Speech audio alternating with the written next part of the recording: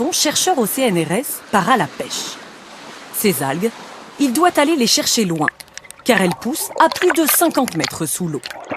Ces espèces microscopiques sont récoltées grâce à ce filet à plancton.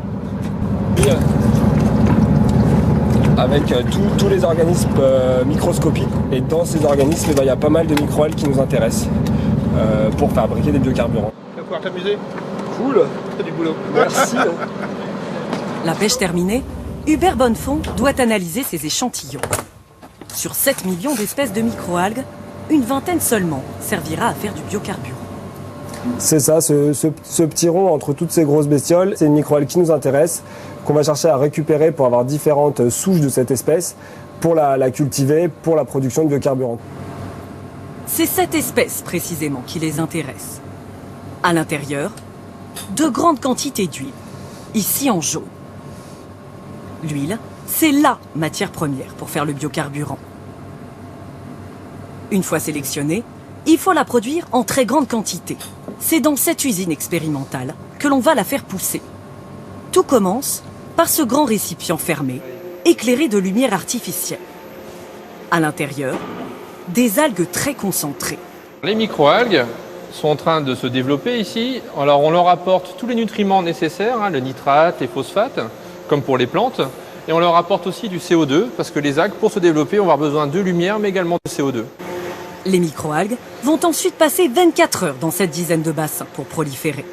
Ensuite, grâce à ces centrifugeuses, on en tire une pâte verdâtre. On a donc de la pâte de microalgues ici, qui est prête donc ensuite à être traitée. C'est dans ce laboratoire que la pâte est transformée. On va démarrer l'extracteur. L'opération ne dure que quelques minutes. Donc les huiles qui ont été extraites, qui vont servir pour la fabrication du biocarburant, se trouvent dans l'extrait.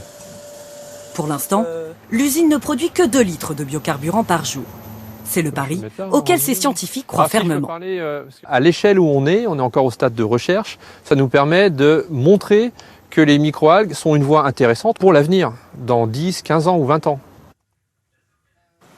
Aujourd'hui, une seule voiture en France est testée à base de ce carburant. Dans son réservoir, 80% de diesel et 20% d'huile d'algue. Rien ne change par rapport à un diesel classique. Aussi performant que le pétrole, moins polluant mais beaucoup plus cher.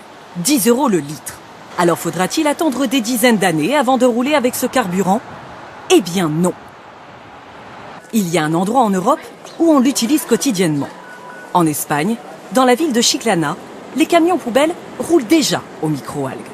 Pour faire le plein, ils s'approvisionnent dans cette station d'épuration.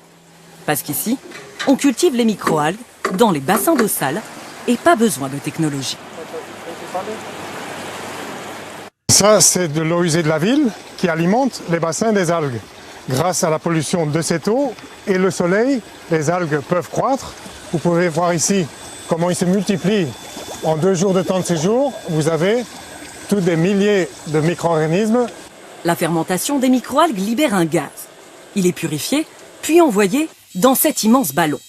Une fois rempli, le carburant est acheminé jusqu'à la pompe. Ici, on produit en grande quantité, 10 000 litres par jour, à un prix très intéressant, moins d'1 € le litre. Après les camions poubelles, la ville s'est fixé un objectif avant fin 2016, que tous les véhicules municipaux roulent avec ce biogaz à base de microalgues. Une image de football avec une victoire haut la main pour le PSG hier soir en Ligue des Champions, 5-0 sur le terrain de Malmö en Suisse.